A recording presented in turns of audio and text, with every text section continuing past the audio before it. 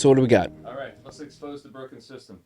All right, Mace, let's expose the broken system. How much time we got? Yeah.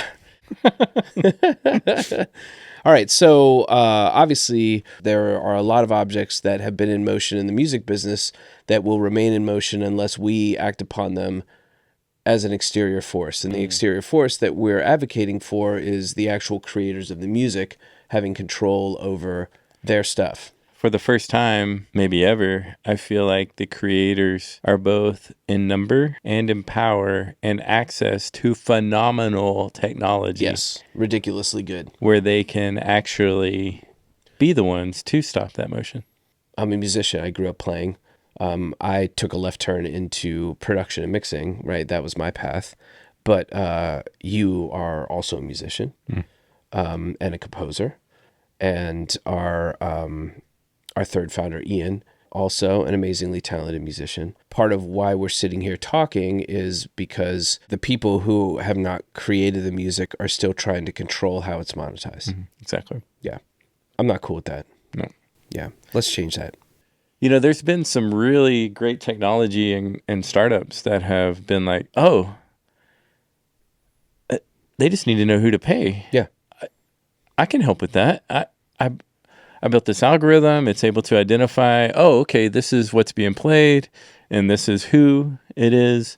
This is who you need to pay, right? Only for that startup to run out of money. And one of the things that has been crazy to see is that it seems that these companies don't want to know who to pay.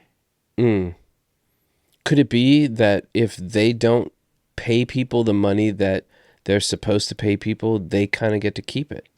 That's absolutely the truth. Yeah. Right? Like, so these companies will go around and they will be like, hey, you're playing music in your establishment. Here is the fee, right? They pay the fee because, you know, they want to stay in business, right? But the thing is that money doesn't make it to the creators, to the musicians, to the composers. And we know that firsthand. Yeah. Naively, I thought, oh, it's a technology problem. But when you provide the technology, when you provide the solution, the money still doesn't get there. So it's not a technology problem. It's a systemic problem. It is a systemic problem. I think part of the reason that we realize the problem is a systemic problem is because the control, right? The power is in the hands of the people who are running the system and not the people who actually created the art that is the whole reason why the system exists. 1,000%. Yeah.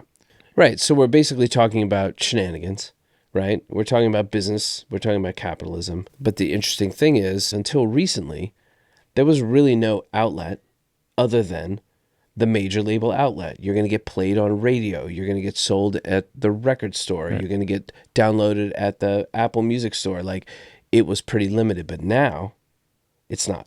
Right.